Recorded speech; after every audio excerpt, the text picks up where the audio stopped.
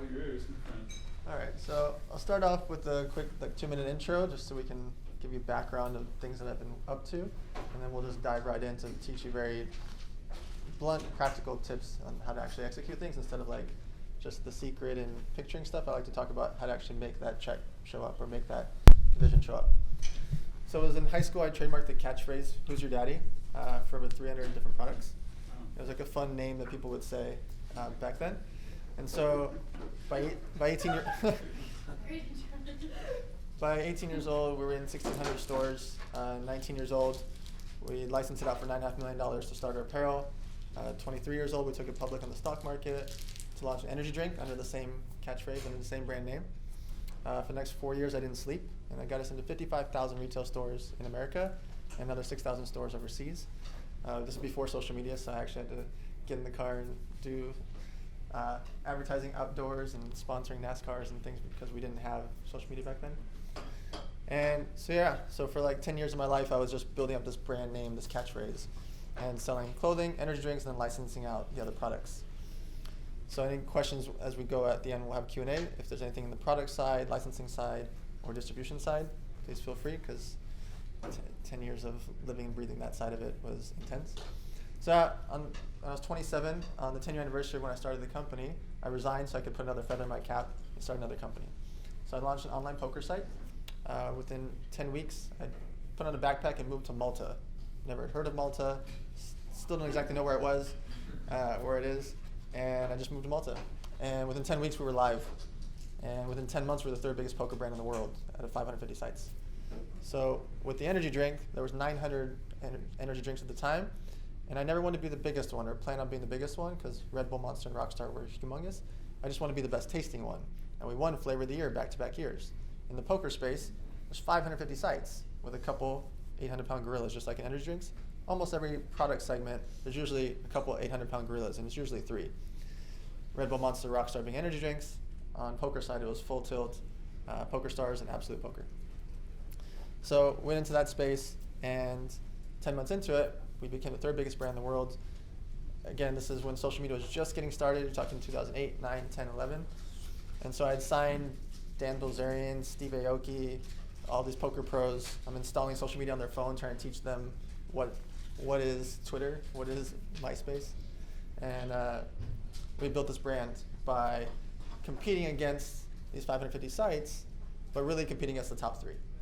What I did was, there was all these TV shows that they were financing, $9 million productions of high-stakes poker and Poker After Dark and all these different names of these shows all over the world. And so I signed poker pros that they wanted to play on these shows, and I put these big patches and hats and logos on them, but they needed these players because there was only 30 or 40 people that could afford to play these high stakes. So I went and signed 20 out of the 40 to my team, so they had to have these guys on their TV shows.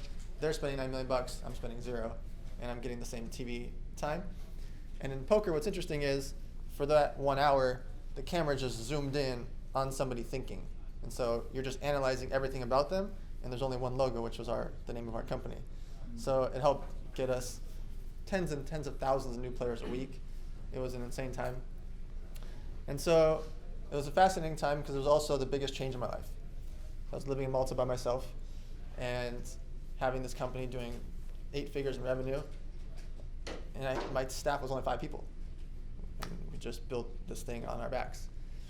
And then all of a sudden, April 15th, there was something called Black Friday, which was the worst business day of my life because the government shut down my competitors, 3 of my competitors. What happened was they were miscoding merchant processing transactions. So let's say you deposited $500, it would say PS3. You deposited $1,000, it would say mattresses.com. You deposited $2,000, it would say mattresses or flowers.biz. And so they were tricking Visa, MasterCard, and American Express. Really bad idea. So 16 accounts got frozen, billions of dollars of money was frozen, all the players' accounts were frozen. Luckily for me, we didn't get in trouble because I had Wells Fargo, it said Victory Poker, KPMG Accounting, and that was it. So I, by default, became the #1 site in the world. Not the way I wanted to do it. So everybody else was dead or in jail, and I didn't like it. So so over the next 4 days, I paid back 41,000 people, closed the site up so I could sleep at night, that everybody was paid back. I did 83 news interviews over the next 4 days also, telling everybody and showing them, like, look, here's my bank accounts, KPMG accounting, Wells Fargo, Victory Poker, credit card product. Like, I just made it clear like we were the good guys in the space and I paid everybody back, and that helped me a lot because I just lost an 8-figure company overnight. Whether it's my fault or their fault, my competitors screwing up, it's still on the scoreboard a loss, right? The company's gone. Did you have to close it down? I didn't have to, I wanted to, because I knew that the players were not going to get paid back. It's been 7 years and a lot of players still haven't got paid back.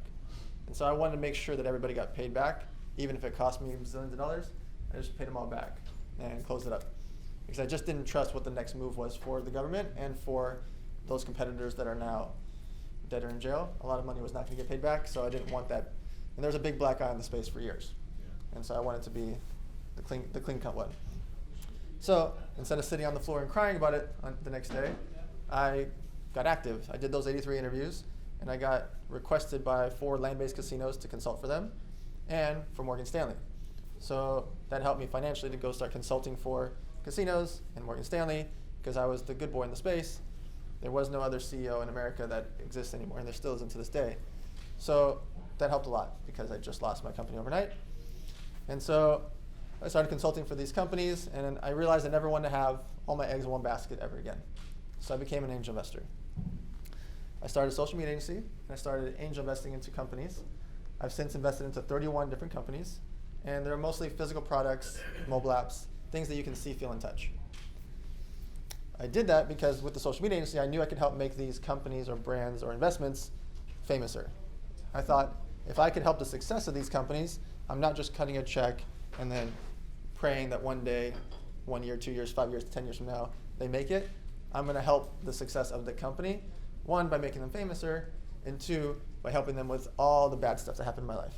Meaning, I know which lawyers to use, I know which web designers to use, which accountants to use, which warehouse to use. I knew the things that were good and bad, and the bad stuff could actually help them more. The good stuff is easy, right? If you guys are doing well and you open up a new clothing store and you're getting X amount of sales per day, and you keep growing each month, well, I can tell you hoorah or give you a pat on the back, but that's not going to do much.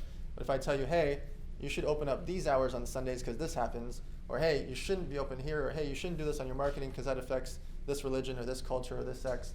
If I can tell you all the bad stuff that has happened to me or around me or to my friends, avoiding things can actually save you way more money than just giving you a pat on the back. So I'm very active in the investments that I make. 31 sounds like a lot, but it's been 6 years now, so I'm really only picking about 5 a year, and we're looking at 300 or 400 a year. So it's we're really, really picky about who we're investing in because I'm really investing in the person. We're essentially getting married. Like, we're going to be together for 7 years on average. So most equity investments don't exit for 7 years. A lot of them go bankrupt in the first 2 years, like a lot. All 31 of my companies are still alive. So it's really important. Again, I'm just trying to give you background of what we can do for the Q&A later. Angel investing is something that's going to happen as part of your life as you guys keep growing because you have 6-figure, 7-figure, some maybe more 8-figure type companies. You've already been requested from your friends, family, and circles. It's going to happen more and more and more as it's easier to get a hold of you. The reason it's easier to get a hold of you is social media. Now they know about your lifestyle a lot more than they did 10 years ago. Meaning, when you're posting on Facebook, Instagram, LinkedIn, Snapchat, Twitter, YouTube, etc., whether you're posting about your work or your events, your family, your house, or your travels, people now are seeing money. So you're going to start getting more and more requested. You're probably already getting requests from your friends, family, and social media people and referrals. It's going to happen at scale as it's easier to get a hold of you because now they can just message you. It's not awkward anymore. Before, people had to pitch me. It had to be at a family dinner or a circle of friends at lunch or like a cold call. Like, it had to be through something. Now they just send me a message. They can send it on Instagram, Twitter, Facebook, YouTube, LinkedIn, email, text me, call me, send a carrier pigeon. Like, they have so many ways to get a hold of you to pitch you now, and they can just copy and paste it and send it to 40 other Dans at the same time in like 6 minutes. So people are just not as afraid to send these cold pitches, and they're not as afraid to get a hold of you. So it's part of your life is that you are going to get requests, and you have to think about, 1, how to say no, 2, how to say no really clearly, because Sometimes they don't understand no the first time. And 3, when you do see something that you like, really rip it apart before you actually cut a check, because it is really hard for most of these companies to succeed, and money isn't the answer. And a lot of times people think that if they just had 100 grand, they could open up the restaurant, and they don't realize it takes 180, and then that little difference is all the difference, because they could have made it with 180, but you gave them 100, and now your 100's gone, their money's gone, and the thing that could have worked didn't work. And so a lot of times the clarity of seeing the things that are good and bad in advance will help you the most. So to finish out bio stuff, my main passion is my charity, Model Citizen Fund. We make backpacks for the homeless with 150 emergency supply items inside for the last 7 years. It's a 0% charity, so I pay for all overhead.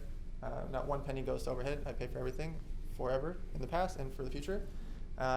We're the official charity of the SB Awards and all these World Series of Poker and different types of things. But I do all of that where I pay for it because I just feel like it's easier that way. So there's no questions about some of the other charities that are really, really huge overheads. I like to make it really clear that it's a 0%. And essentially it's something that I'll do for the rest of my life. Charity components in your business or life is really useful across the board. One, emotionally it's useful because we should all be doing some sort of charity, and if at scale, the reason I post about charity so much, whether it's mine or I'm helping other people's charity events, is at scale. If social media, we utilize it for that, well now all of a sudden you have millions and millions and millions of more small charity things happening. Well, millions of small things times a couple hundred people getting affected is hundreds of millions of people getting helped without much money involved. It's more just time, effort, and energy. So I've really been trying to push that message a lot. I throw an event called Elevator Nights. We throw in 32 of them. They're free. It's 300 to 1,000 people. I pay for everything. There's no pitching, no sponsors, no sales on stage, no tickets. It's just my way to give back, kind of like the Shark Tank style events. We throw them in Los Angeles, Miami, New York, Las Vegas, and San Diego for the last 6 years. And it's another way for me, it's my excuse to get all my rich friends into a room, seeing different companies pitch, and about 50% of the companies get funded. And final thing is my social media agency is my core business. So we've spent more on social media than anyone in the history of the world. Last year we spent over $60 million just on Instagram posts. Basically anything that you like or hate on Instagram, that's us. So every teeth whitener, fit tea, fashion brand, we do almost every female fashion brand. Postmates, DraftKings, Lyft, Sugar Bear hair, vitamins, yeah, everything. So we don't manage any talent, and we don't do exclusive with any brands. So we're like Switzerland. We're friends with all the female fashion brands, all the tea companies, everybody, and we just act as their resource. So they send us their budgets. We pay 50 influencers or 100 influencers or 500 influencers to post about a product, and then they reorder. That's it. So yeah, that's my story in a nutshell. All right, so that background is going to be more useful for Q&A later. Along the way, what I want to talk about is each social media platform that's useful for you guys, even if you don't know it's useful for you. So the most emotional one, the one that people care about the most, the one that people look at right before they would go to sleep, right when they wake up, is Instagram. Instagram is the one that people think about, people talk about. It's what most of the companies are looking at. It's what most humans are looking at. It's what some of you might be looking at right now while I'm talking. Instagram is just the best, most visual platform there is, but it's also becoming one of the toughest because of the algorithm. The algorithm is now something that we are constantly battling with, and the only way to battle it is with good content. The way they want you to battle it with is by paying. If you pay to grow your reach or to expand the reach on some of your content, they will now expect you to pay consistently. So if you pay the first time, it's because you plan on paying consistently. There's nothing wrong with paying, obviously. People spend a lot on Instagram marketing and people spend a lot on paid media. But just know, don't go there and do it once. Go there because you plan on doing it. Because once you do it once, they just mentally and emotionally want you to be spending with them consistently. So how do you create good content on Instagram? The content that you create on Instagram is what you can be utilizing for all the platforms, because Instagram is the most visual, and that visual content is useful on all the other ones. Photos are not just secondary to video, but they're like way down here now. Should you still do photos? Yes, because they're easier. They're filler posts is what I call them. They're the ones you can do really long form captions on. But photos are never going to have the same engagement as video, and it's not close. And each year, and really when I say year, I mean like every 3 months, because 3 months is a year in social media, with the way the technology is growing. Each year, it's going to get more and more and more and more heavy into video. So you have to be prepared and comfortable to do video content. And if it's not you, then have somebody that is good at it. What I mean by that is, if you don't want to be speaking, if you don't want to be on camera, if you don't want to be making content, that's fine. I'm not going to twist your arm for it. But it's just like if you go out to networking events. If you go to a networking event and you're a shy introvert, bring an extrovert. You guys can all talk. Introverts can still talk when spoken to, right? Introverts are really good at talking. They have a lot, because there's a lot to build up because they haven't said anything to anybody. They have a lot to say. Just bring an extrovert with you and let them be the social butterfly to walk up to the bar or walk up to that person that you want to meet, and then you can talk up a storm. The same thing in social media. If you're not comfortable making content, get somebody that is. Can be a staff member, a volunteer, a friend, a wife, a husband, anybody in between, and create content. And sometimes you can start to get comfortable by just doing content with the two of you together, and then eventually you can do it by yourself. Why is video important? Video is much more shareable. Nobody's going to share your photo. It just doesn't happen. It's really, really, really, really rare to share a photo, unless it's just a meme, because that's funny. But just a photo, it's just really tough to make a photo that's compelling enough to want to be shared, right? Unless it's a major life moment, a major fun thing, or you caught like that black hole picture, or you caught some crazy galaxy thing. Like, you have to catch something crazy. That's just a one-off. You don't want to build your social media based on a one-off, right? Does that make sense? You want to base it on consistency. And to not make it overwhelming, you don't have to be posting 2, 3, 4, 5, 6, 7 times a day, like some people are saying. You just want to be posting once a day. As long as you post once a day, you're creating what's called top-of-mind awareness. And why top-of-mind awareness makes so much sense and why it matters so much is, let's say you're a personal trainer, and I'm at lunch, and I follow you. Well, if once a day I see you, and you posted at 9 a.m. today, and I'm at lunch with my friend, and he's like, oh, I wish I had a personal trainer, well, you want me to be thinking of you. If you haven't posted for 4 days, I might not be thinking about you. I might think about Billy Joe or Jennifer, because I just saw her post or I just saw him post. So that once a day is really useful to just have that top-of-mind awareness. If you're a real estate agent, and I'm at lunch, this girl says, oh, can't wait to sell my house, I just need to find an agent. Think about how much it's worth for me to recommend you to this lady that wants to sell her $600,000 house. Well, it's worth $18,000 to $36,000 to you, right? So it's worth 3 to 6%. If I send you a personal training client and you're getting $50 to $150 an hour, you're talking about $1,000 a month, $800 a month, or whatever that number is, times 12 is 10 grand for the year. So it's not little if I go get you a fitness client or a real estate client, and I'm not even your friend. I just follow you on social media and I just recommended you because I saw you make good workout videos, or I saw you make good real estate videos. Does that make sense? Like, you can make 5 figures off of something that's so insignificant if you really think about it, because creating those photos or those videos can just be part of your normal life. Like, if you're in the real estate space and you go to homes and you have clients, you just go there 20 minutes early. And you pull out your phone. You don't need a fancy camera. You pull out your phone and you talk about the house as a listing. You say, this house is $600,000. It was $660,000, just reduced. Great investment. You could probably get $3,000 a month, blah, blah, blah, blah, in rent. You walk up to the house and you start showing features of it and bad stuff. Like, oh, if you just fix this here in the garden here, and you increase this and did bushes, oh, you could probably raise the place $10,000. Oh, if you did a pool back here, you could get another $120,000 for the house. You start talking, you're giving out information and value, and like saying numbers and facts. Well, now it's compelling to watch it. You're not just a picture of a house. If you're just another picture of a house, us as your followers, we're just going to scroll by. You know why? Because we see lots of pictures of houses. The last 30 years, we've seen pictures of houses. There's nothing compelling about that, right?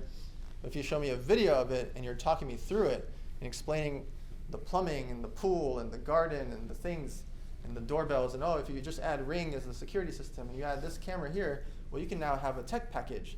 Your tech package will get you another $25,000, but it only costs you $4,000 to put in. Like, that's cool. I just heard you say you're gonna spend $4,000 to make 25 more.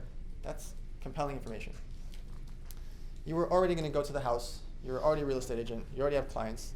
It's easy for you to go there 10 or 20 minutes early. Don't have to have your clients on video. Does that make sense? You're a fitness trainer. You're already gonna be in the gym.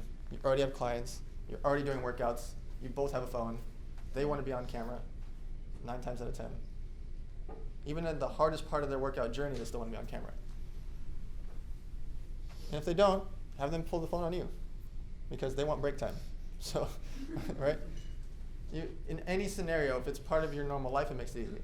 Now, if it's not part of your normal life, well, you pick a Sunday and you grab a boyfriend, girlfriend, best friend, staff member, your nephew, it doesn't matter, and you make 30 pieces of content in 1 or 2 days. 30 sounds like a lot. 30 can be done in an hour or 2. And now you've got your whole month ahead of you. Where on Wednesday at 9 a.m., when you don't feel like posting and you don't feel that well, or you're busy, or you're flying across the country, or something's going on, well, you have it saved in your phone already. You pick a Sunday, and you just knock out 5, 10, 20, 30 pieces of content, you got the whole month laid out. Now, in real time when stuff happens, you can still make posts. So it's Friday, and you're at this hotel, and you're in this venue, you're at this event, you can still make pictures and posts and things like that. The content you created 3 Sundays ago, now you just hold it for a couple more days and post content from here, right? That content is evergreen. It doesn't matter when you post it. Nobody cares if it's in real time unless it's a special event. Make that clear. I don't care if it's in real time unless it's like a baseball game or something happening at the Grammys. Like, other than that, your content's irrelevant to be in real time if you're just in the gym or at the real estate house. It doesn't matter when you were there. So by creating that content, you make it less overwhelming for yourself. Now, you can think about scenarios and you'll start to be able to create way more content. Let's say you're coming to this event. When you first signed up for the event 2 weeks ago, you can make a video talking about how excited you are to come see him, come learn from the crew, blah, blah, blah, blah, blah. So you make your video talking about, in 2 weeks, I'm heading to LA, I'm gonna fly out there, I'm excited to be there, blah, blah, blah. I'm gonna be at this cool hotel, I'm gonna learn from all these great people, there's all these speakers, and you make this 30 to 60 second video with your iPhone or Android. Now, it's Friday morning or Thursday night, and you're about to fly to Los Angeles or drive to Los Angeles. You make another video. So excited about things I'm going to learn. I already heard that there's going to be this speaker and this speaker, blah, blah, blah, blah, blah. Now you're here. It's Friday. It's showtime. You get to the venue, you showcase Instagram stories and Twitter and Facebook, and you show behind the scenes of this beautiful venue. You get in, you interact with the host of the event, the speakers, and the other guests. At lunchtime, instead of just being on your phone the whole time, you grab 1 or 2 of the other people that are in the crowd, and you ask them, what's the best 3 things you learned today from XYZ speaker? You've now just created half a dozen pieces of content, and you haven't even had lunch yet. Does that make sense? You start looking at the things you're already going to in a different light and not making it difficult. I'm not asking you to have all these cameras. I'm not asking you to do high-level production. People react so much better to iPhone Androids like this. Have you noticed Ty Lopez and Gary Vee and all these videos? They're just doing this now. All their videos are exactly this angle too. They're just doing this. It's because people, when they see high-level, high-quality video, automatically relate it to an ad. And what do we all do when we see an ad? Scroll. Right? You scroll past it, or you immediately are on the defensive of what they're trying to sell you. Because every day, 3,500 people are trying to sell us something. We see 3,500 logos a day. And we just don't even register it anymore because we're bombarded.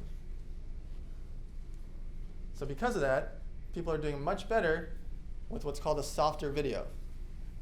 This. Because I don't feel like you're going to sell me on that. So you, by lunchtime, have created half a dozen of those videos. All right? Now, switching to other platforms. The content that I said, everything I just said about Instagram, almost every other platform besides YouTube, you can now repurpose that same content. Meaning, you don't have to be like, I can't post on Twitter and Facebook and LinkedIn and this and that. Because you think you have to create special custom content for each platform when you don't. On LinkedIn, you're not going to post like a random selfie or like a cat video, right? LinkedIn is still going to be for business. But all the business-related things you can easily post on LinkedIn. On Twitter, you can go nuts. I'm going to go through each platform, but quick rundown. Twitter, you can go nuts. Nobody cares. It's just like a news. It's a news feed.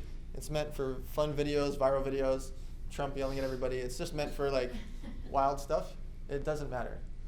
Twitter is much harder to build a following on, but it's still very, very useful because it's the #1 customer service platform in the world. Meaning, you own that retail store, you own that gym, you own an airline. It's so much easier to tweet at you than anybody. Any other platform is really tough to get a hold of you, not on Twitter. So I'll just dive into Twitter. So the reason that you see Gary Vee and airlines and all these people responding on Twitter is because it's easy for them to see it. And their responses get to be short because it's mandated to be short. So they feel more comfortable responding. When they respond, it's right at you, not everybody else seeing it. So it became the best customer service platform because you're like, hey, fashion brand, I didn't get my package yet. And they say, oh, what's your customer service? What's your order number? It's blah, blah, blah, blah, blah. Oh, great. I just saw this. Here's the shipping tracking number. It's going to be there in 3 days. The interaction is like that rather than any other social media platform. Try Instagram messaging a fashion brand. Like Fashion Nova or Pretty Little Thing or Boohoo, these huge brands. They have 10 million followers on there. But on Twitter, they have a couple 100,000. And what happens when there's only a couple 100,000? They don't get a lot of tweets at them. The reason that Gary Vee, even with a couple million followers, can respond is because there's still only like 50 or 100 or 200 messages at him. If you have a brand or a product, back in my days, in the energy drink days, I would have loved to be able to tweet at the buyer from Costco or Ralph's or 7-Eleven or any of these brands, any of these retailers. Every single chain store buyer, every single CMO, director of marketing, a lot of presidents and CEOs are on Twitter. You know what their average following is? Less than 1,000 people. So do you know how easy it is for them to see it? It's 100% that they're going to see it. Not 99%. It is 100%. Because they're just not getting very many people to tweet at the buyer for Best Buy. At the buyer for Costco. It just doesn't happen. They're getting bombarded on LinkedIn, and you should still message them on LinkedIn also. But on Twitter, it's just really, really hard for them not to see it because it comes in, and there's not that many that come in. So not messaging them is crazy.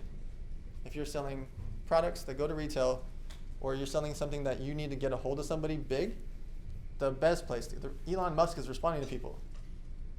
Like, the guy has 3 different billion-dollar companies, and he's responding to people on Twitter. Just think about that. Do you think he's responding on Instagram? It's not possible. All right, so Twitter, you just repurpose content, or you can do short-form tweets. Meaning, you're sitting here and you hear something compelling from one of the speakers, you can do a short-form tweet and just push send, and it's 10 words. It doesn't matter. Nothing you do on Twitter matters. You're just imagine you're yelling down a hallway and hoping people respond. That's all it is. There's some tweets I do that I get like literally 0 likes and 0 retweets, and there's other ones that I'll get 7,000 retweets and 16 million views, and I only have 23,000 people on there. But the things that become compelling, like I did a tweet about Banksy recently where he shredded the painting. That tweet got 21 million views. I only have 23,000 followers. Do you know what happens when you get 21 million views on 23,000 followers? You get a lot of press and a lot of people and a lot of things start bubbling up and a lot of inbound messages. How did I get that? Timing. I see a video about Banksy shredding a painting. I make a compelling caption that's easy to retweet, and I post it. The risk is the other 50 tweets that I didn't get that. They got a couple 100 views or a couple 1,000 views or 10,000 views. But my cost is 0, so I tweet. When the lottery happened, remember the mega jackpot? $660 million. I took a video with my phone of a line of people outside. Not a very exciting video, right? It's just humans standing outside of a liquor store. And I wrote a very simple caption saying, yeah, when it was worth $100 million, nobody cared, because that's not enough money. But $660 million, people wait in line for 3 hours. ABC News, CNBC, Fox, everybody's retweeting it, and I get 16 million views on this tweet of a video of humans standing in front of a liquor store. The risk is nothing. I could have got 4 views, nothing would have happened. And what did the time take for me? Writing 20 words and taking a video of people that I drove by anyways. I'm trying to say it in a way that when you start to make it feel less overwhelming, you'll do it more. All right, next platform. Facebook. Facebook is single-handedly the most important platform business company in the history of our world. And it's not close. It's never going to get acquired. Zuckerberg's too young, he's too rich, and he doesn't care about more money. So it's never going to go anywhere. And anybody that pokes at the bear, he just buys them or shuts them off. Right? He buys you because your Instagram, your WhatsApp, he'll go pay $18 billion for WhatsApp just to have the data. But if he can't buy you, like Snapchat, he'll just destroy you. Within 2 months after getting turned down by Evan, he created this thing called Instagram Stories. Bye-bye Snapchat.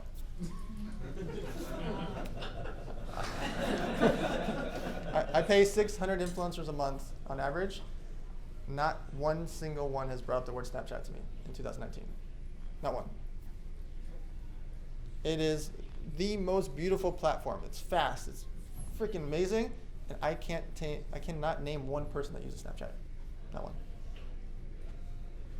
So why does that matter?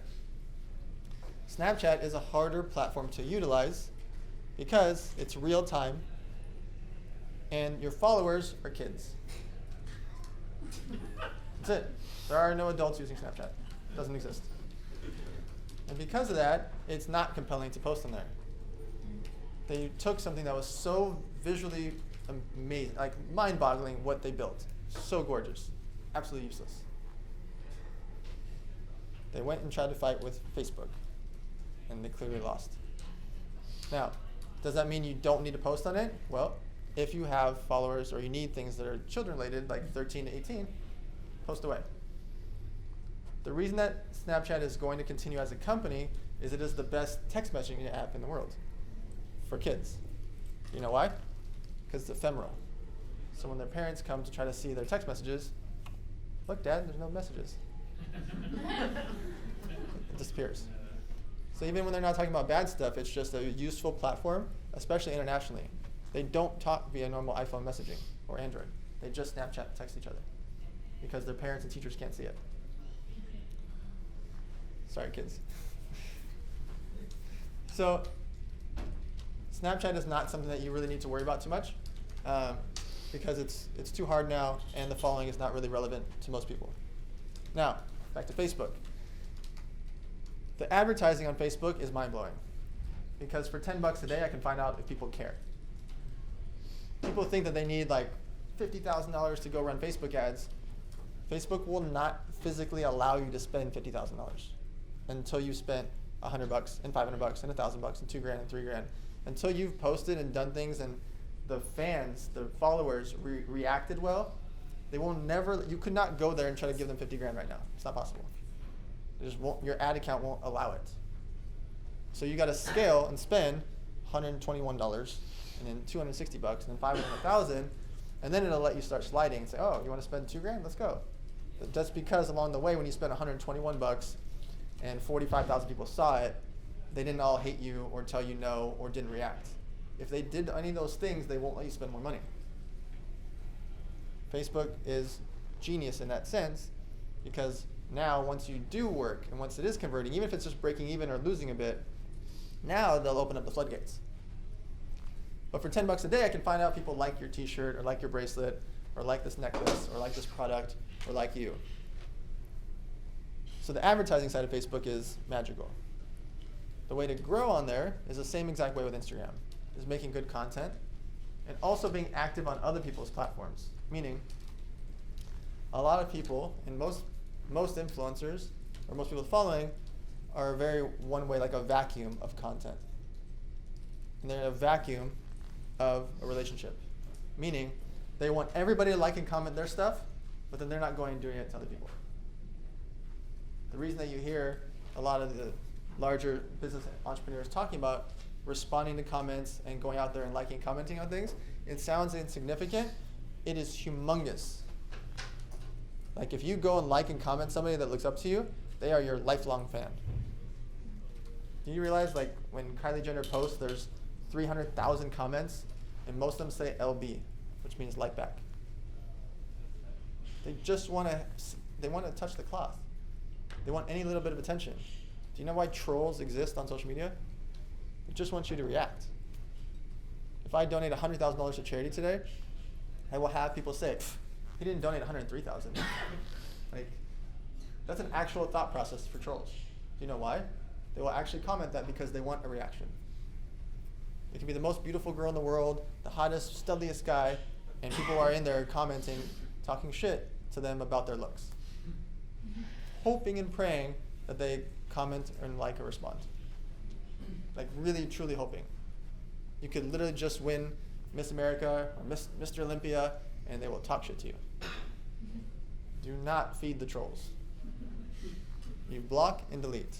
And you move on with your life. When you block and delete, they just explode from the earth. You'll never see them or hear them again. Johnny444 doesn't exist anymore. It's gone.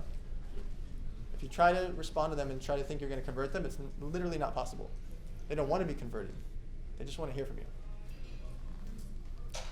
So while you're building your Facebook, you're making content that is shareable. Instagram, it's harder to share content. You have to save it, you have to repost it, you have to know how to have a repost app. You have to do a lot of different steps that only really savvy people do on Instagram.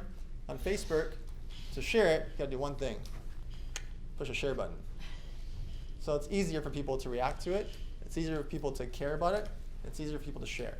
And because of that, you see cat videos, political videos, crazy disaster videos, fight videos. You see these things go viral because it's so easier for people to push share. And then they can throw in their opinion on top of that, and now lots of stuff happens. So if you make videos that are shareable, you win. Because now if you make a video shareable and you're talking about real estate or fitness or beauty and makeup or whatever it is that you're into, and you make something that's got vital information, or it's controversial, or it's interesting, and when I say controversial, I do not mean race, religion, sex, or politics. Never post about those four. The reason that is 50% of the people will hate you no matter what. Have you ever been in a discussion with somebody of another religion and they say, you know what, you're right. I'm going to switch over. Right? It's never happened. It's okay to have debates with your friends. Having debates with people on social media, it's impossible to win. And there's no point because you can't win, and you don't want to win. It's never going to happen, so don't bother. Also, only bad things can happen. If you post about politics, religion, or sex, only negative things can happen. There is no upside. Meaning, you can get in a bunch of social media fights, but there's no version that everybody's like, yeah. There's no reason to share it because you're talking about one of the things that they hate. And then if they get reposted and other people start hating them, they reciprocate the hate back to you. So there's no upside in getting into those battles. If you believe with Trump or against Trump or any sector or any country, if you believe in one side or the other, getting politically involved on social media has no benefit whatsoever in any scenario. If you just enjoy fighting, go ahead, it's fun, go ahead. But if you're doing it, if you're trying to build a business or trying to build a following, or you don't want to just block a bunch of people and get into these arguments, just avoid those key things. If you provide value, meaning you're teaching something in a category that you know, or you're showing a video of content that people want to see, or you're resharing things that are interesting and compelling to you, people will reshare it and you will gain following, and it costs you nothing. And as you gain more following, it's easier to gain more following through something called critical mass. What happens is, as you start to get to 50,000 followers, then 100,000 followers, etc., as people are liking and commenting and tagging their friends, what happens? When they're liking and commenting, it's showing up in their feeds. It's showing up on the popular feeds. When they're tagging their friends, what happens? People are now entrusted in a friend that just tagged them, and now they're looking at your post and thinking, oh, he's funny, or she's cool, or this is interesting, and now they make an emotional decision whether to follow you or not. But no matter what, liking, commenting, and tagging is your best, freest way to gain more following. All that happens from creating good content. All right, last platform. YouTube is longer and more complicated. You have to be able to create 1 minute to 10-minute type videos on there. So it's useful. LinkedIn's the last platform. I'll do a quick thing on YouTube. It's useful to do YouTube because it's what's called evergreen content. There's videos like how to tie a tie that was made a decade ago that are still getting millions of views a year because people go in and type in how to tie a tie on one of two platforms, Google or YouTube. You know who owns YouTube? Google, right? So what Google does is it's a spider crawling the web. The spider crawls down, grabs onto something, pulls it to the top. Who is Google always going to pull to the top first? YouTube, because they own it. So why is it interesting for you guys to make videos that are searchable terms? Because whether people Google it or YouTube it, second biggest search engine in the world, it relates to you. So if you're in a space, and you're in the beauty space, and you write eyelash extensions, or how to blah, blah, blah, and it's involving makeup or hair or whatever, if you do it as the search term or something relatable to the search term, you win. And you can make that video once, and it's still relevant 4 years from now. Almost any fitness video, makeup video, real estate video, accounting video, whatever it is you're doing, almost all of that doesn't change 4 years from now. That content doesn't change much. So if people are still searching how to tie a tie, or how to put on lipstick, or how to get the best wedding prom dress, or like any of those type of things, if you're doing those terms, you win long term because of what's called evergreen content. It's searches that are still going to be relevant for years. So similarly, you can go spend a day or two, film a bunch of those videos based on each different search term. Now you've got a YouTube page with 20 videos, and you don't have to post on YouTube again for the next 2 years. But you've built your presence on YouTube. Do you know how much it costs to do YouTube, Facebook, Instagram, Twitter, and LinkedIn? They're free, free, free, free, free, and free. Every single platform is free. It's mind-blowing. So to not do it is crazy. All right, so the last one is LinkedIn. LinkedIn is the only one that has a paid version of it as well, and it's actually useful because 100% of the people on LinkedIn either have a job or want a job. Shani444 is not on LinkedIn. The 15-year-old girl that's going to do a poop emoji, she's not on LinkedIn. You only have people that are 18 to 70 that want a job or have a job. Most major corporations, most major executives have a LinkedIn profile. Whether they're active on it or not, or they only check once a week or once a month, it doesn't matter. Going on and building up your LinkedIn is critical. The reason some of the main people in the business entrepreneur space, like Neil Patel and Gary Vaynerchuk, et cetera, are going so heavy on LinkedIn is because they realize that 100% of the people are in the business space that will eventually buy something from them because they're providing good content. Why does that matter for you? It costs you nothing, or if you want to pay for the premium version, it's a few $100s, and now you'll stand out even more. But the search terms that come in are huge. Every day I look, and people are searching me from Compaq and Microsoft and Nike, and like brands that I have no interaction with, but I see the executive director of Nike just searching, like, whoa, go message him. You can have, people are creating entire businesses just off of LinkedIn that cost them $0 to a few $100. The content you create for LinkedIn is the same thing you do for Instagram. You just stick to the business ones that go on LinkedIn, and you don't have to post as often. I'd still like you to post once a day, but if you went 4 days without it, life will move on. It's just nice to be able to post on LinkedIn once a day if you can, because of the top of mind awareness. When things go viral on LinkedIn, the number is much smaller and more relevant. I had a post a few weeks ago that had 70,000 views.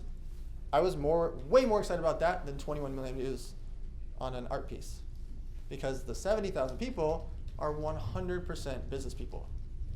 So I started gaining hundreds of new followers, and the caliber of them were so fascinating, because you're seeing people from all over the world that are executive director, vice president, buyer, CEO, president, blah, blah, blah, blah, and all the entrepreneurs are on there too, who want to buy stuff from you or want to interact with you. I'm not even selling anything. I still want them to be there.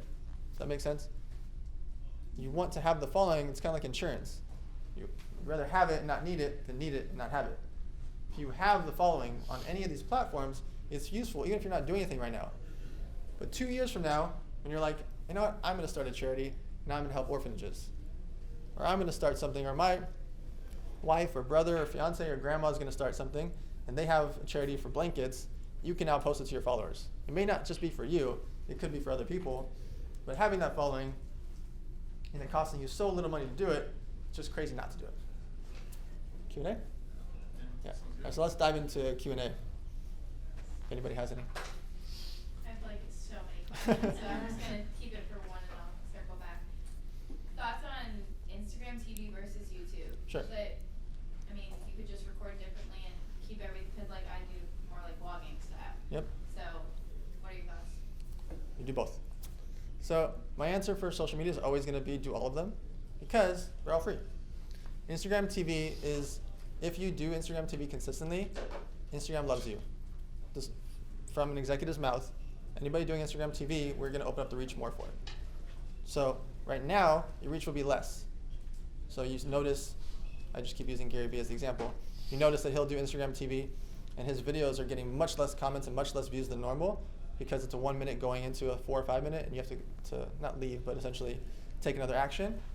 Way down engagement wise, but Instagram was going to love him. They already love him, but they're going to love him even more because he's doing long form content. My wife is now doing fitness videos. Instead of doing the normal 30 seconds to 60 seconds, she's making these 5 minute to 10 minute fitness videos, 1/5 or 1/6 of her normal engagement. Like, it's dramatically less, but the people that are going there, she now knows those are her true fans. Those are people that are compelling.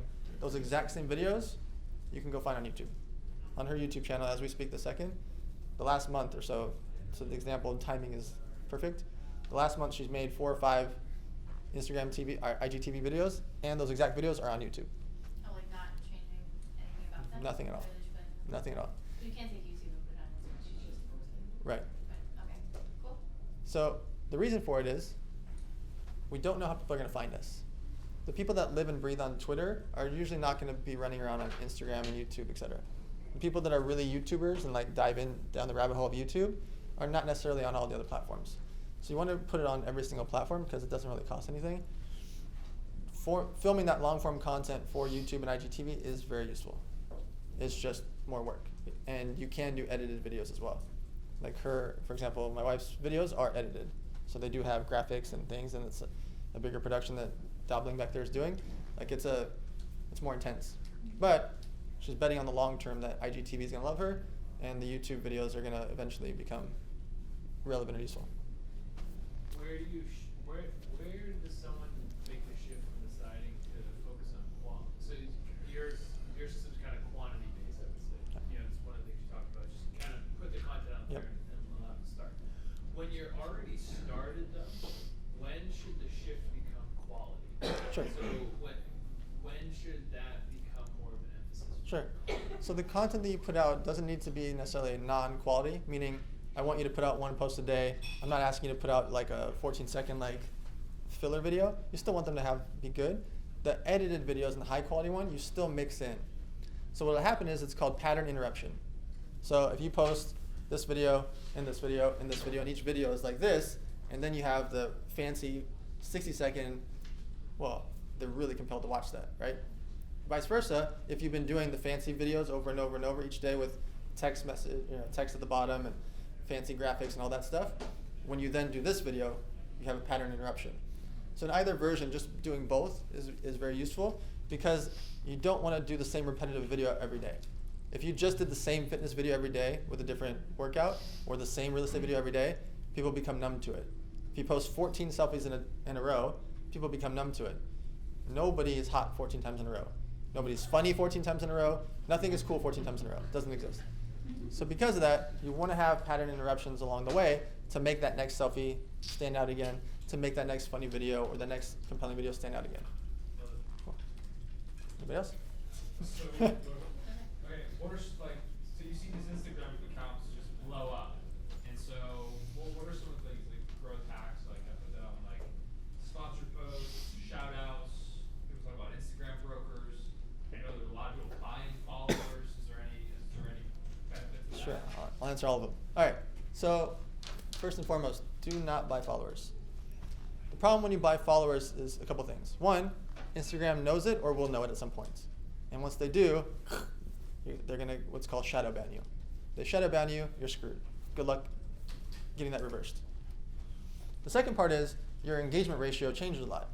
Because if you buy 10,000 fakes and you have 10,000 real, your engagement is half of what it should be, right? So if you're normally getting 400 likes and you're like, yeah, I got 4% engagement, well, no, now you went down to 2% because you went from 10,000 to 20,000 followers, but your engagement rate went down, and now Instagram looks at that. If they don't know that you have fakes, they look at it and say, people didn't really care for that photo because only a couple people liked it out of 20,000. Does that make sense?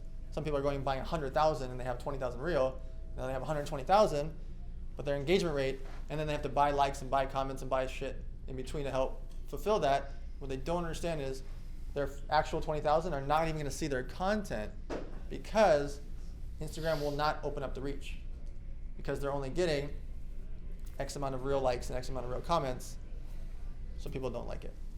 So buying followers, try to avoid it at all costs. I understand what people do at the very, very beginning to try to pad their numbers to make them feel better. It's completely unnecessary. Nobody looks at you different when you have 4,000 or 12,000. We just don't care that much. People think that we all care. We just don't care. What was the other two parts? One was like the Instagram brokers. shout-outs and Okay. Instagram brokers. Yeah, so Instagram brokers, if you were to buy an account, you can buy an account and merge. So you'll see some people that out of nowhere like went from 50,000 to 400,000. They bought an account and merged the accounts. It's difficult, it's tricky. Make sure whoever you're doing that through is reputable. You're gonna lose following along the way because if it goes from like a cat account and all of a sudden it's Johnny, well, those people are there for the cats, right? Like, so we're here for the cat. So like, if they're now following Johnny, the fitness guy, and the cat's not there, people are like, fuck Johnny, I hate Johnny, like, right? So you're gonna lose some people out of your 400,000. You're gonna start losing people along the way. Is it bad? It's not bad. It's a fast forward hack.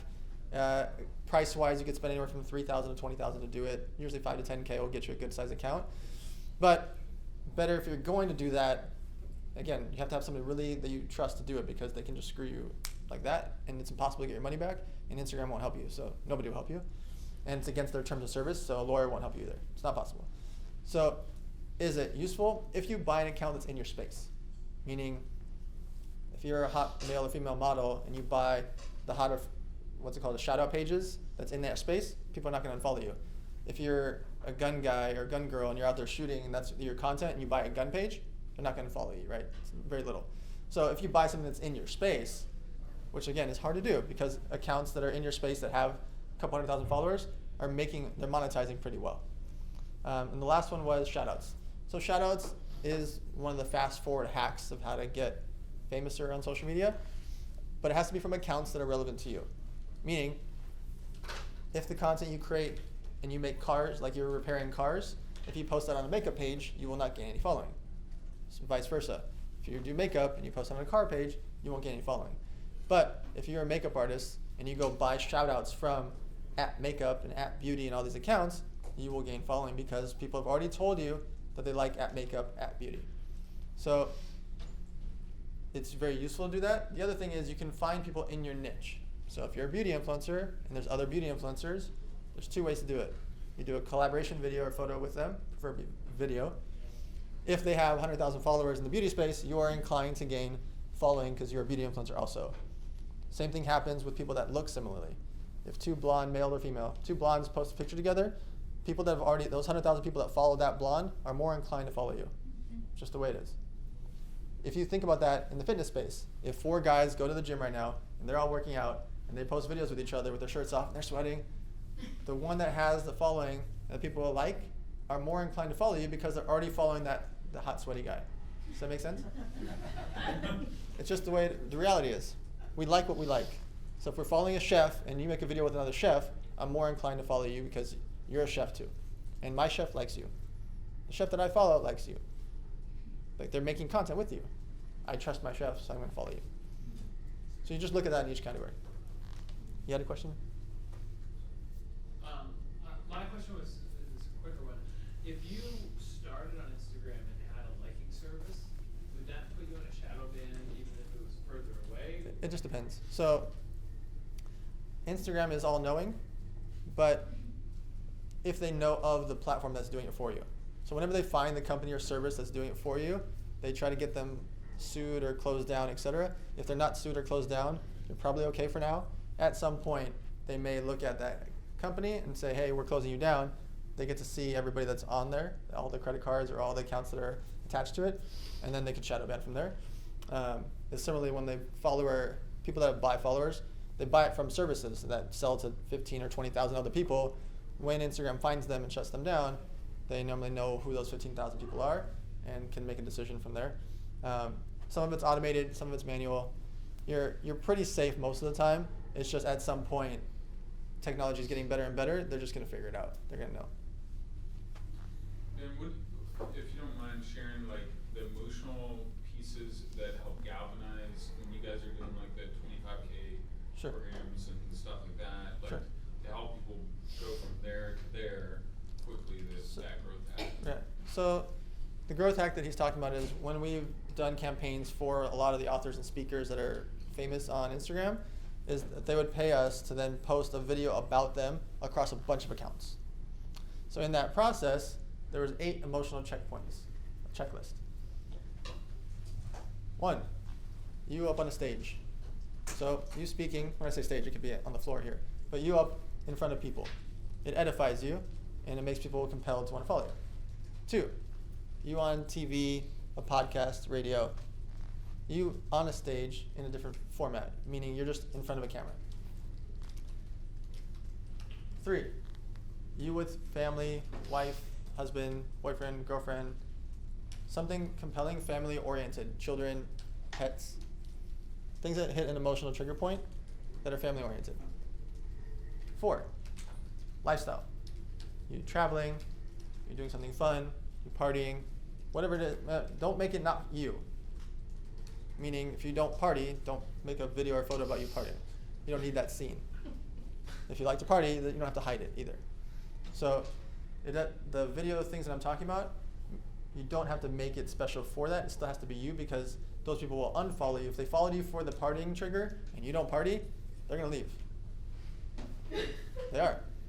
It might not be tomorrow, but a week from now or a month from now, like, this girl's boring, this guy's boring. And they click unfollow, right? So you don't have to fake anything when it comes to social media. To gain following that sticks with you, you have to be who you are. 5, flashy stuff. If you're not flashy, that's fine. There's different types of flashy. Some people are doing private jets and cars and watches and those things. Other people are doing flashy things that are meaningful to them, meaning their first car. So it doesn't have to be a Ferrari, it's their first Mustang. It doesn't have to be the big fancy house, it's their first house or their first rental property. So that flashy thing can be what's compelling to you. You could buy a $120,000 duplex in New Orleans and actually get more people to react to you than Ty Lopez's mansion, because they can aspire to buy a $120,000 duplex that you're renting out 2 units for $800 a month. Like, people can actually do that. So your flashy can be your flashy. It doesn't have to be private jets and Rolls Royces. 6, travel. People like to travel. They want to see you travel. They want to live vicariously through you. They just want to be out there.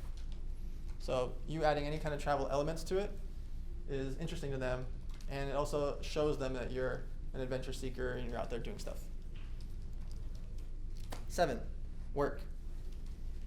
They want to know why they should follow you, because one of the trigger points should be that you're a business person, whatever your work is.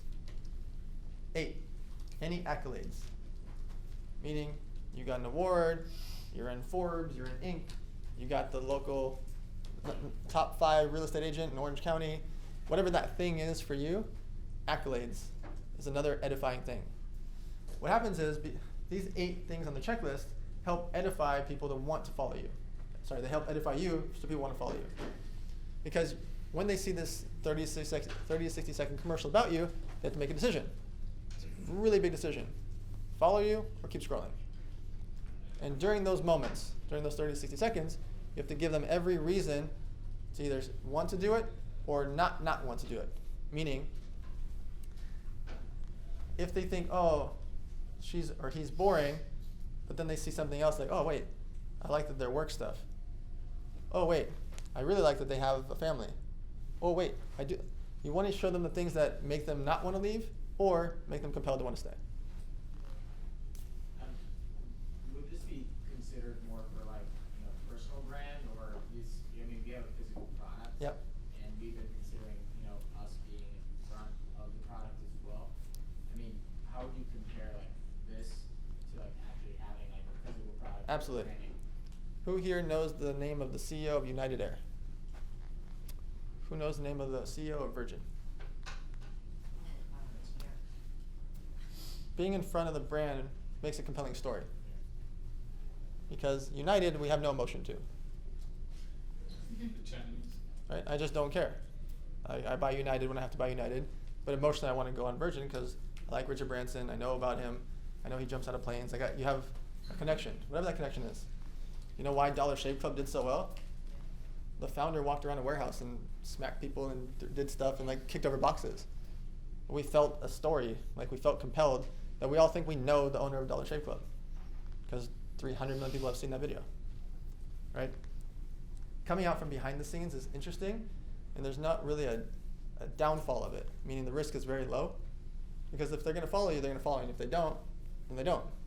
But your risk is very low because as long as you're not going to go do something bad, as long as you're not out there kicking babies and doing like crazy stuff, so long as you're not doing things that are going to make people hate you, then having that following or having people connect you to the product will do well. People like the story. The reason Shark Tank does so well is because they start off with a 2-minute story about the person. People listen to them and get a part of it and feel it. The reason Shark Tank is one of the longest running shows ever and is not going anywhere is not because of the deals. Tons of those deals are stupid, useless, never get funded. But we watch it and we're obsessed with it because of the story and the people and the way Kevin's yelling at people and the way Mark's defending them and the way Barbara's doing, it's the humans. The human element is so important. So if you can add that to it without jumping out of your comfort zone, if you can add that to it where you're showing behind the scenes of making the product, of packaging it up and having, even when there's situations like, we got 2,100 orders today and we only have 1,500 units. All right, guys, sorry, we're going to do blah, blah, blah, blah for these other 600 people. We're going to send you an extra book that goes with your pillows. Even the bad stuff is still compelling and interesting information that having that a part of you is interesting. You mentioned IGTV was really important, but then the next sentence was, and the engagement is way down. Yes. So reconcile those for a second. So IGTV is very, very important long term. Okay. So a lot of times when platforms start something new, they're testing. Not everybody sees IGTV. Nobody knows what to do when they see it. People scroll by and then they see this little weird TV box and they don't know how to go somewhere. It's just not there yet because it's so new. But by doing it, what the Instagram executives have told me is they love you because you're one of the first, like a lot of platforms. And Instagram is smarter than most platforms, and so they're recognizing that. If you have less engagement, it doesn't matter.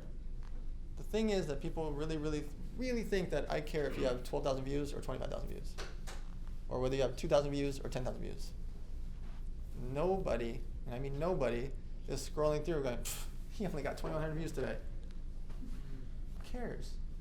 Nobody cares. So if you get 2,100 views or 10,000 views, but that 2,100 is helping you build long term, great. If IGTV goes away in 2 months, who cares? What did you lose? You spent nothing. You just did some videos testing it out. But if you win big. In terms of best use of time, so I'm using Instagram stories as Yep. in my face. Would you suggest that I put more energy towards IGTV or do a combination every other day? What's or my answer? Do both. Do both. Do both. I listen. Yeah. Do both. Yeah. Yeah. Your Instagram stories are crushing everything else right now, meaning they're the best. Instagram stories is most likely going to be the most watched thing of any social media platform ever because they're so fast, and us as the users have full control of going like this, just skipping through as much as we want. So I can swipe, I can skip, I can do so many things with Instagram stories that it's just such a beautiful, fast, and it's so fast. I mean, I can skip through your stuff like nobody's business. Like, I can skip through your stuff so fast. And because of that, I love it. Because then the times that I do want to see it, I can also go backwards really fast. I can also pause. I can also swipe up and go to a website. It is the most functional thing ever, and it's a thing within a thing of a thing. It's like, you think about what Instagram Stories really is. It's a thing within a thing. Like it's just a feature of a company. But that feature, Instagram Stories is amazing. Now, IGTV is tougher. Just like going live is tougher. Because when you go live, you gotta talk. Like you gotta do something. You gotta put on a dog and pony show. You gotta keep them there. You might only get 16 people watching on live. Still interesting to do once in a while. Do you have to go live every day? Not unless you're gonna put out good content. But if you can put out good content, then you should go live once a day. Not for very long, just to do it. Thank you. Is your hand up? I was going to ask you about what's the deal with video on LinkedIn? Yes. So the reason that LinkedIn became the most badass platform is because they finally allowed photo and video. For 8 years, nobody, and I mean nobody, talked about LinkedIn. We all had 521 people on there, and we all had to vet them all before we approved them. Now you can just add them all like a social media platform. I'm getting hundreds and hundreds and hundreds of new requests every day, and I add them all. I don't care. I'm not vetting them. I don't look through it. If I see anything like anybody's resume that pops up, I'll go check them out. But it became so much better because it's finally a social media platform. It used to be for so many years, like you'd message them and you'd have to have a friend of a friend that knew them, otherwise you can't message them. You'd have to be one removed to even get approvals. Then you have to wait months because nobody logs into LinkedIn. It was so tough, right? Now it's like, it's so fast, it's so easy, it's so smooth. But photo and video now allows you, and it loads up fast too. So when you're posting content on there, it reacts well to it. People share it. The business people can share it. And you can actually have mini viral situations happen there. So like the reason that, again, some of these big business guys are going all in on LinkedIn is it's such a useful platform. But the photo and video works really smooth. Is it similar where you suggest more video? Photo does well there too. Photo does well there. Infographics do well there because, again, it's business oriented. But video is always going to win, just because it's the more attention you can have on somebody, from somebody, you win. The reason that Facebook, Netflix, and YouTube care to keep you on as long as possible, and they don't want you linking out to anything else, the more minutes you stay there, the more money they make. Same for you. Do you caution against putting similar content across all platforms Not at all. the same time? Not at all. You know why? Very different audience. Because who cares? Yeah. If I follow you on Twitter and Facebook and Instagram and I see you post the same thing each time, who cares? I just swipe by it. You know how long it takes me to swipe by it? I can't make it any shorter. That's how long it takes me. And I'm already in swiping process, so it's probably a little faster than that. Like, it's just so irrelevant. We overthink it all, and we're like, I don't want to like bombard my fans on Twitter, and who cares? I'm unlikely following you on every single platform, and if I am, I'm unlikely seeing all of the same content. Because I follow 1,000 people here, 1,200 people here. So even if you post it on Twitter and Instagram at the same time, I may not see one or the other. Because I just don't get to see all the content. None of us see 100% of the content. We're only seeing a percentage of it because they both have these stupid algorithms. You had a question back there? Yeah. What do you recommend for Facebook Lives? Yep. Timing? So I always say one key thing. People have to be awake. A lot of people are posting on social media when people are not awake. Meaning, it's 11:42 p.m.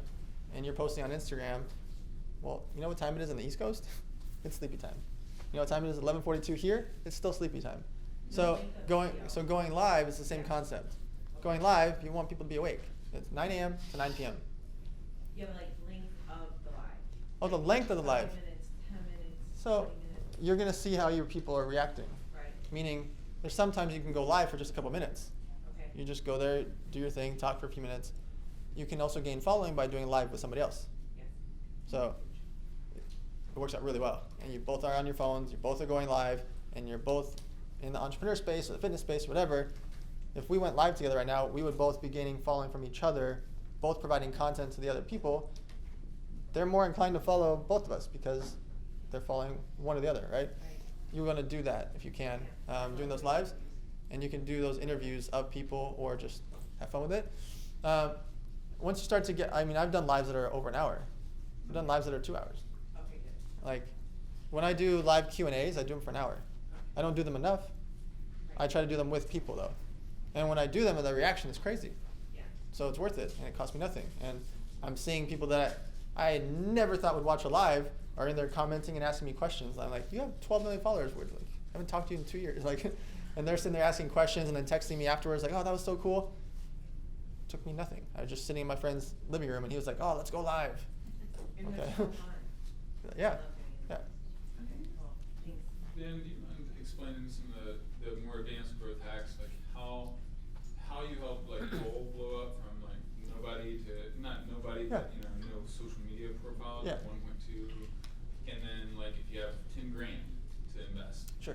like on the bigger scale, and then the 10 grand. Sure. So paid shoutouts is how I help most people. You don't need me to do it though. You can do it yourselves. If you have 10 grand and you can go buy posts, you can buy posts for $50, $100, $500, $200, $300 that are in your niche. So you're a makeup influencer, you go buy from every makeup account possible. You're a travel influencer, you go buy from every travel account. You know how you find travel accounts? Go to Instagram and you write travel, and then it's going to show you a bunch of them. And then you go see the top ones, and it says at luxury livings or at beautiful destinations, and they have 8 million followers, and you say, hey, I want to do a shout out. I just made this video of me in Bali. Can you repost it? Question mark. And they either say no, they tell you to screw off, they say nothing, or they say their rate. And then you copy and paste and do that again 75 times. And it'll take you 20 minutes.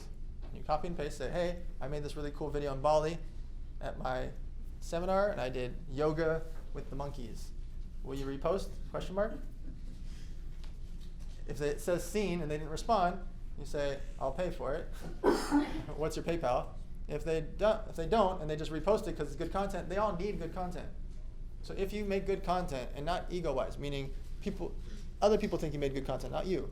Other people you made a post and it was your most reactions. That's the video you then send to people and say, hey, will you repost this? The hack is, if you have 10 grand, go offer them $100 or $200. Go. If they're a really big page, offer them $500. It matters for you if you are going to be selling something at some point. Meaning, some people want to gain following just to gain following. Very, very useful. If you're spending money on it, there should be a purpose behind it. At some point, you're going to sell a book, an info product, shoes, makeup, fitness, whatever. Whatever that thing is. If at some point you're going to monetize it, then it's more useful to spend the 10 grand. If you just have an extra 10 grand to get famouser because it gives you more credibility in your space, you can do that too. If having more following helps you as a real estate agent or a car salesperson, then just go do that also. The main hack is you just pay for it. Now, you can also pay for influencer shoutouts in your space, or pay for collaborations, or just offer to pay for the videographer, the makeup artist, and the location. Maybe you don't pay the person directly, but you pay and spend $1,000 to set up shop to make good content with somebody in your space. So, what about the emotional hang-up? Because I know sometimes people have a little hang-up of, paying for shout-outs, but you're paying for advertising in other spots. But like, how do you help? And should you, instead of doing Instagram ads, like I've personally found that it's more effective to do something like this than an Instagram ad. The reason Instagram ads don't work is because of the word ads. Meaning, you might make a very compelling video, and I'm scrolling through Instagram, and then you pop up and you start telling me about your thing. Well, you're an ad.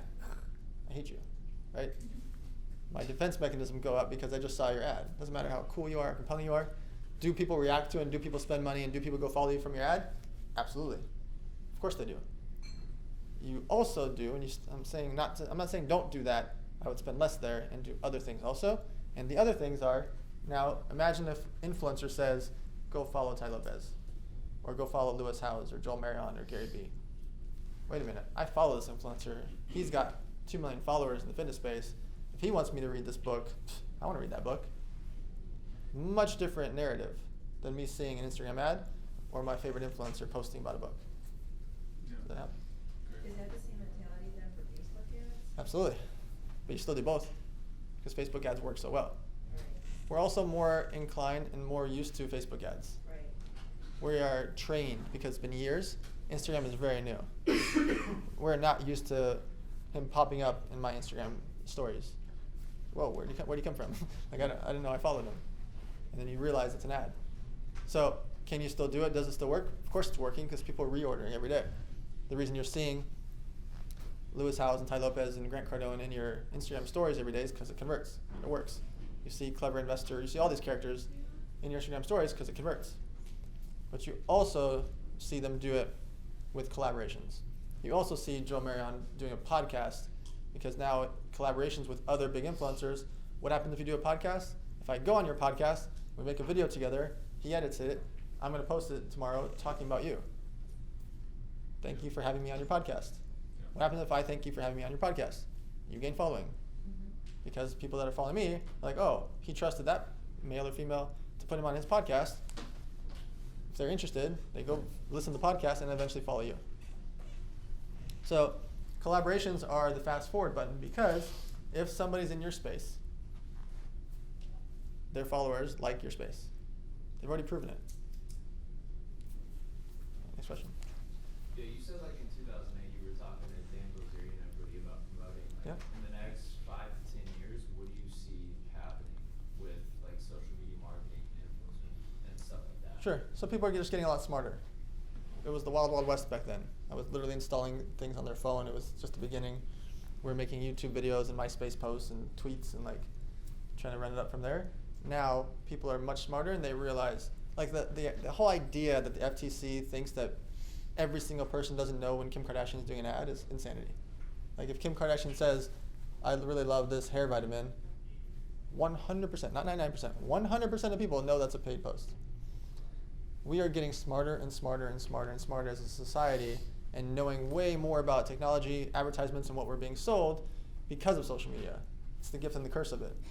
So the evolution is, I don't know 5 to 10 years because 5 to 10 years is like 50 to 100 years in the social media space and technology. But compounded is, there's very few other platforms that are coming. Very few. The only one that broke out was called TikTok. Useless for all of you guys. It's for children. It's dancing around and singing for children.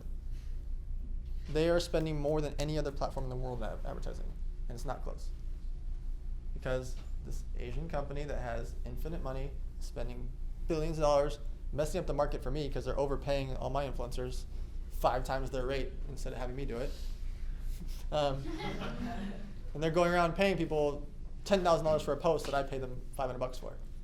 So TikTok is the only one that's a breakout, and I say that because there's just nobody else creeping up. You guys, like, there's 220 other social media platforms.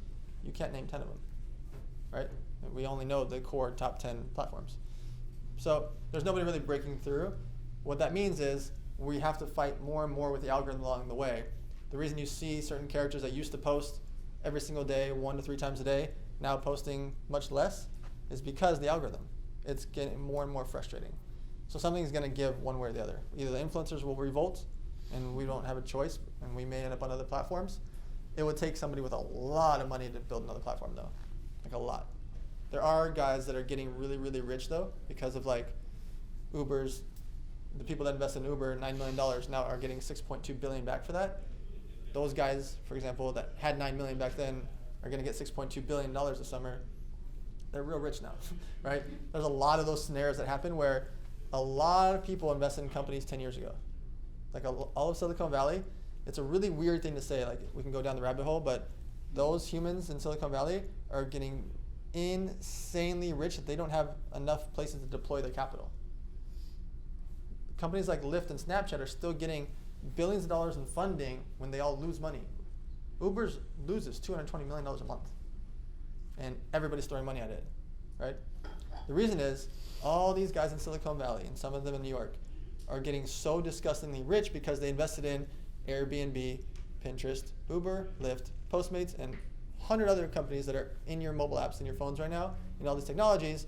And what happens is companies' average exit is 7 to 10 years later. So they finally started to go public. So the technology and the platforms are going to have a really, really tough time for anybody to have anything new. So the only thing you can do is really dive in and try to fight with the algorithms within the platforms. 3 more questions. Ashley, you haven't gotten asked yet? Yeah, I have 2 quick questions. Now that we can save our Instagram stories and highlights, Yep. how do you suggest we separate the content that we do on the feed and that we do in the stories? And when we do videos on stories, do you have a suggestion on the length of how many slides we do? Sure. So Instagram stories, the only thing you want to avoid is having way too many little dots. Because what happens if they see that you've got like 47 videos, they're not going to watch any. It's just too overwhelming. So if you do want to go down the path of doing 47 stories in one day, do like 5 of them, and an hour later put up 5 of them, and then put up 6 of them, because then it's bite-sized throughout the day. The people that come in at 4 p.m. though are going to see 26, probably aren't going to watch it. So you just want to avoid overdoing it. It's unnecessary. And again, nothing is just that interesting for 47 stories, right? Just not. I always say, think before you post. You know, they say think before you drink, think before you post. Would you care about what you just saw? So before you post your salad, think about, would you care if you saw somebody else's salad? And unless your salad has a unicorn on it, probably not. So think about the fact, like, if you just have a salad with some tomatoes on it, you don't need to post it. You just don't. So you think about that before you do your stories, and you'll convert better, your engagement will be better, people will like it more. Now, if your salad has dancing unicorns and something's crazy about it, well, go ahead, post away. But think about it before you do the post. Now, on your saved highlight ones, you just pick your most compelling ones. You can leave your most compelling ones up there indefinitely. So once you have a really compelling one or a big life moment, like if I had a wedding or a birth or an exit of a company or some marathon I ran, if something happened, that highlight is probably going to stay there indefinitely. Because what am I going to replace my wedding with? What am I going to replace a marathon or something crazy that happened? Like, I don't have anything that's above that. So your highlights should be what that is, your highlights. That make sense? Yeah. There and there? Good?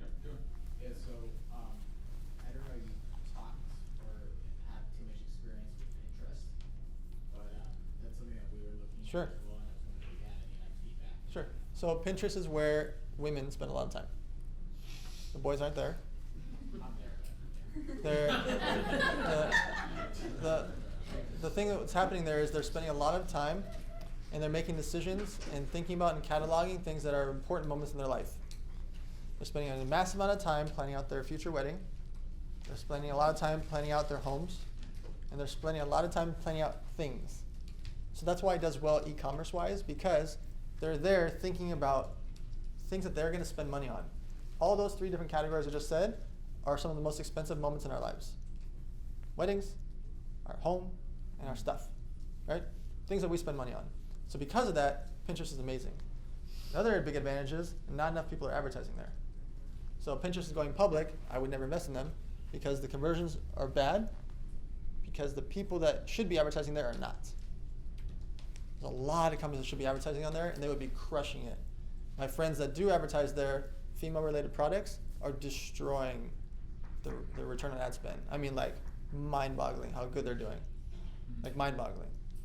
So, if you have something in that space, now, are there still some men on there? Can you still market? Of course you can. I'm just saying, in general, the numbers are so skewed heavily to women, it's mind-blowing, and the amount of hours compared to men is mind-blowing. It's such an insignificant amount of time that men are spending there because we just don't look at life the same as far as planning out our weddings or mapping out our homes. We just don't do it the same. Are some men doing it? Of course they are. But at scale, female-related products are going to do really well there. And if you can create content that's shareable, like people actually want to share your content, I mean, you can crush it. I always like to joke that I was the first man on Pinterest. I like that. That's a good one. I like that. What about business, because you're a business? Yeah, same thing. Info products, things like that. It's tougher. You just have to have a lot of memes because there's no video, so it's just a lot of memes. We don't go there thinking about video. It's just so if your meme is shareable, it can help, but your infographics will do well there too because people are sharing infographics. So if you're in a certain segment, you could do that. But in general, the concept is Pinterest is not somewhere you post daily. You can go make 46 mood board things and post them up, and then you don't have to really go back. You just go check on it once in a while. There's not much for you to do there on a daily basis. You definitely don't need daily posts. Right, last question? I'm interested to hear your opinion on this because I think people probably face it but don't ever really talk about it. Collaborating with people who literally offer the same product or service because you're in the same Sure. niche, you're in the same field, all the followers are similar, but it's like, what's your opinion on it? Sure. Raise your hands if you have Visa and American Express. So what happens is, in the poker site space, nobody had one account. They had Victory Poker and PokerStars and Full Tilt. In DraftKings, we also had FanDuel, and nobody had one or the other. They were never mutually exclusive. People that buy a course from Ty Lopez buy one from Grant Cardone. People that buy it from Lewis Howes and Cole Hatter and all these guys buy it from the other guys. So the reason you see so many info product guys doing collabs together, it's not mutually exclusive. Like it's not, people don't just buy all of Cole Hatter's courses. They don't just buy all of Timothy Sykes' stock courses or all of like they just don't. People that go to that course go to the other courses. People that go to this mastermind may go to another mastermind. People that go to we all buy lots of books. We all buy. Does that make sense? Mm-hmm. So it's scary at first. You're like, I just sent her 114 sales. Like, I only got 32. Like, those people are still yours. The followers you have are still yours, and when the time is right for them to buy from you, they will. Vice versa, the people there may start buying from you. And it might not happen that day. A lot of people do social media posts expecting their conversions today. If your guys do a product and you do your post today, I would never guarantee you that if I post to 10 million people today, I will not guarantee you $1 in sales. Not one. Over the next month, you may get $300,000 in sales from a 10K ad spend with influencer posts. You literally might get $0 and 0 cents on the first day. I can't guarantee anything. All I can do is lead 10 million horses to water. I can't make them drink. And a lot of people are out there guaranteeing and promising that they can convert. I can't. I can just guarantee, without a shadow of a doubt, 10 million people will see your cup company, whatever that is. That I can guarantee. Over the course of time, the people that followed you, thought about you, and then see you again are very inclined to react because they saw here on January 1st, now it's January 26th, they are inclined to buy it because they saw that or remember that. So some things that you do, and you could be posting with somebody that sells the exact same thing, is compelled to buy from you tomorrow or a month from now or never. They may also just tag their friends along the way. And now they tag Aunt Sally, and Aunt Sally wants to buy your sunglasses or your fitness product or whatever. That's a great answer. Cool? Done? Awesome, guys. Well,